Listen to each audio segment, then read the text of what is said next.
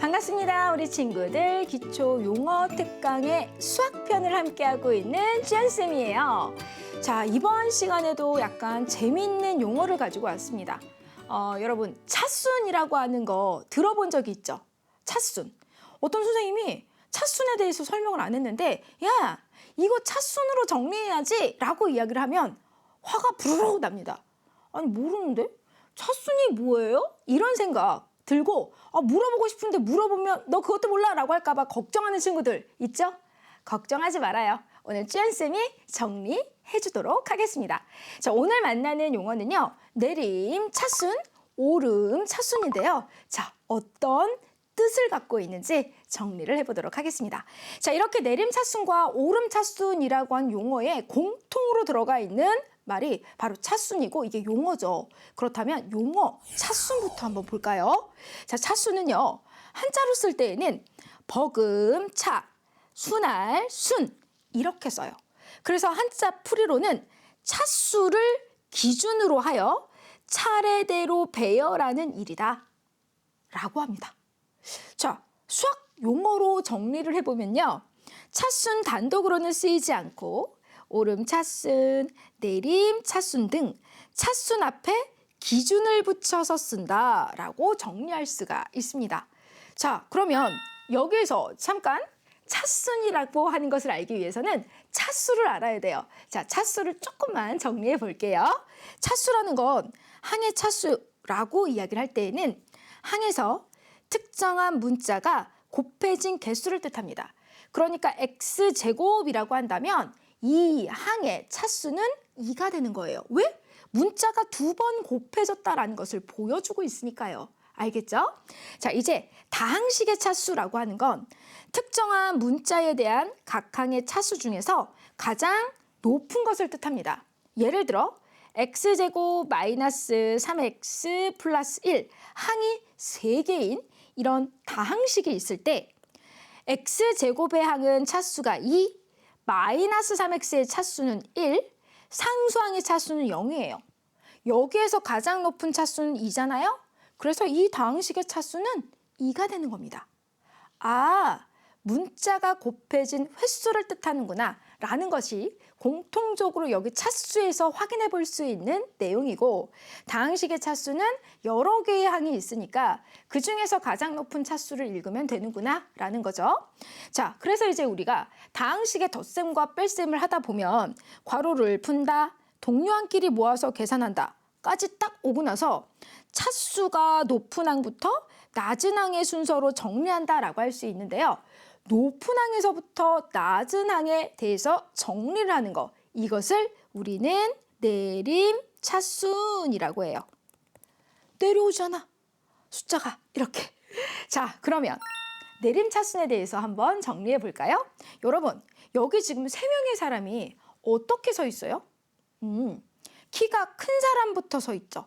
키 순서대로 섰는데 키가 큰 사람에서 작은 사람 순으로 이렇게 서 있습니다. 그래서 이 모양을 보면 이렇게 지금 내려가고 있는 모양이잖아요.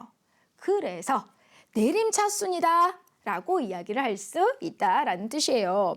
자, 그래서 수학 용어로 정리를 한번 해보면 다항식에서 한 문자에 대하여 각 항을 차수가 높은 것에서부터, 그러니까 여기서는 키가 큰 사람이었잖아, 낮은 것의 순서로 배열하는 것이다 라고 정리할 수 있습니다. 그러니까 정말 이렇게 키 순서대로 쓰는 것을 보면 여러분들이 훨씬 더 내림 차순을 기억해내기 쉽습니다. 자, 다항식을 정리할 때는 보통 내림 차순을 자주 이용을 해요. 그래서 x세제곱 마이너스 x제곱 더하기 2x 더하기 1이라고 했을 때 x에 대해서 3차, 2차, 1차, 상수항이니까 0차 이렇게 되면서 차수가 큰 거에서 작은 순으로 이렇게 나타냈네? 그러면 숫자가 이렇게 줄어드니까 내림 차순이구나 라고 말할 수 있다라는 뜻입니다. 그러면 자, 우리가 이러한 복잡해 보이는 식을 계산을 했어요. 그래서 여기까지 왔어. 딱 왔는데 이걸 정답으로 그냥 딱 쓰지는 않는다라는 거죠. 우리가 마치 기계적으로 x제곱을 먼저 쓰고 그 다음에 x를 쓰고 상수항을 써요 라고 기억을 하면서 이렇게 나타내는데요. 정확한 표현으로 이것을 뭐라 한다고요? 이렇게 나타내는 것을 내림차순이라고 하는 거예요. 문자 x에 대해서 2, 1, 0 이렇게 차수가 내려가고 있다라는 것입니다. 그러니까 내림차순으로 정리했다라고 앞으로는 이야기를 하시면 돼요. 자, 이제 그러면 오름차순. 이거는 우리가 어느 정도 예측이 되지 않나요? 오른다, 올라? 이렇게 생각을 한다면 키가 작은 친구가 맨 앞에 서 있습니다.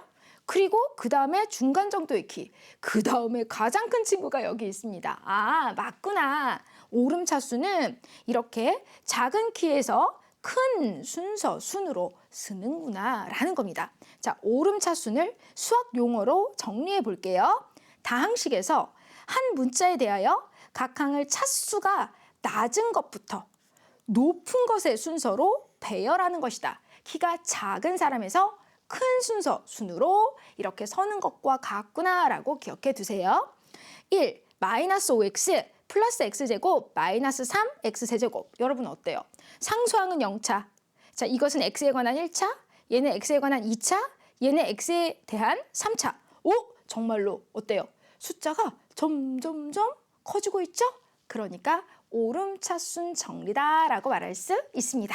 자, 우리 여기 지금 주어져 있는 이 다항식에서 y에 대하여 오름차순으로 정리해라 라고 한다면 이렇게 나타낼 수 있는데요.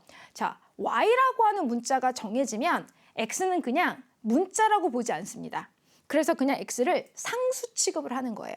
그래서 x가 이렇게 앞쪽에 그대로 이렇게 써지게 되는 거고, 그 다음에 문자 y를 갖고 있는 친구를 y로 묶어서 나타내고, 그 다음에 여기 y제곱을 갖고 있는 친구를 맨 마지막에 써준다라고 하는 것을 기억해 두세요. 자, 이렇게 해서 오늘 내림차순, 오름차순에 대해서 배웠는데요. 자, 용어 확인 문제 한번 풀어볼까요? 다음식을 전개하여 x에 대한 내림차순으로 정리하여라 라고 했습니다. 오늘 배운 거죠? 해볼게요. 우선은 전개를 해야 돼. 그러면 x제곱이랑 요렇게. 자, 그럼 곱해서 2x세제곱 더하기 3x제곱. 자, 그리고 나서 마이너스 x하고 또 요렇게 곱해서 마이너스 2x제곱 마이너스 3x. 자, 그리고 또 이번에는 플러스 5랑 요렇게 곱해서 바로 플러스 10x 플러스 15로 나타낼 수 있습니다.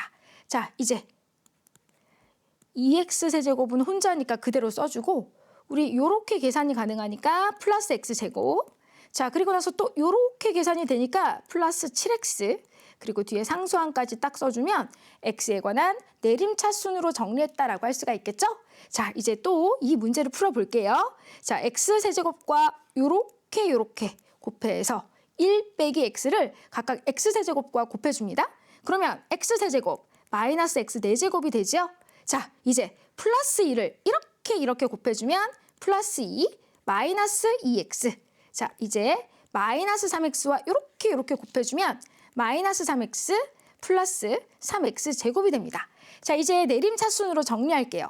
자, 마이너스 x 4제곱을 먼저 써주고, 자, 그런 다음에 x세제곱을 써주고, 자, 그리고 나서 더하기 3x 제곱을 써주고, 그 다음에 마이너스 5x 동류항끼리 계산해서 써주고요. 그리고 나서 상수항 플러스 2를 이렇게 써주면 됩니다.